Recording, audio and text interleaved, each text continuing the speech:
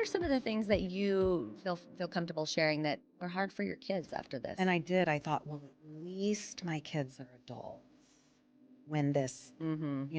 kind of transpired. This path was going down this way. At least they're adults, Right. right? I won't have to like drop off at dad's and drop off at mom's, and I won't have to do all that. And I quickly found out, oh my gosh, they're taking this really hard. And then I had to stop and think, well, no one wants their mom and dad to get Right. divorced. My mom and dad are still married. They're 60s, 3 years. And I would be devastated at this point if they got divorced. Right. And yeah, it was really hard. It changes the whole family dynamics. Sure.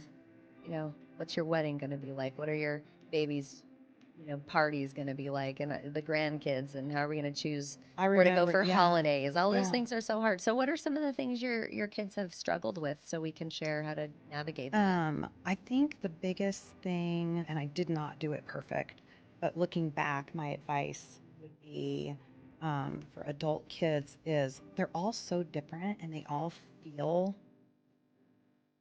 different at different times. They have Right. different opinions about it. One of my kids was trying to, talk me into, no, you need to make this work. Right. You need to go back home and you need to listen to this, whatever. And she'd send me stuff and whatever.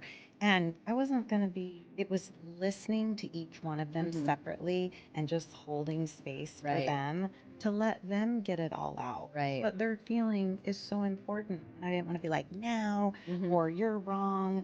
The Because other, it's so powerless for them. yes. They're gonna adapt. That sounds like that one was like, here, I need to try to take control of this situation because this is too powerless for me to feel it. Yeah. Yes. Desperation. Why are you doing this? Our family's never going to be the same. And I just, Did anyone lash out at you? oh, yeah. Yeah. So hard. That was probably the hardest because when I finally made up my mind of what I was doing with the relationship, it's not the kid's fault. Right. It felt horrible. That was the worst of all of it.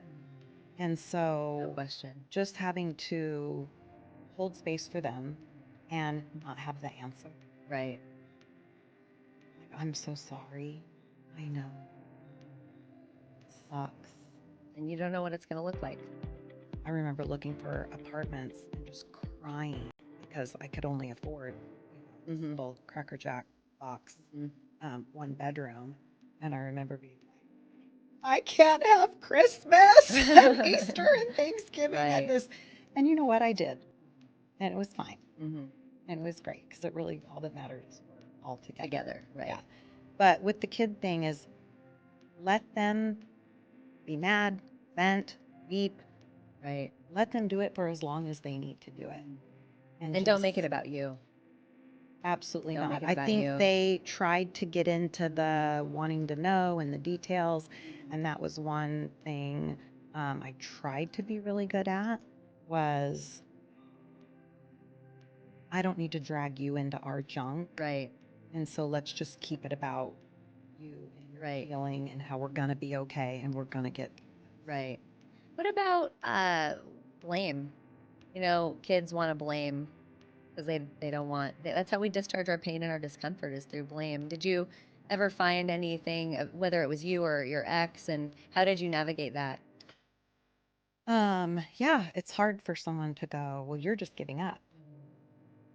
All your fault.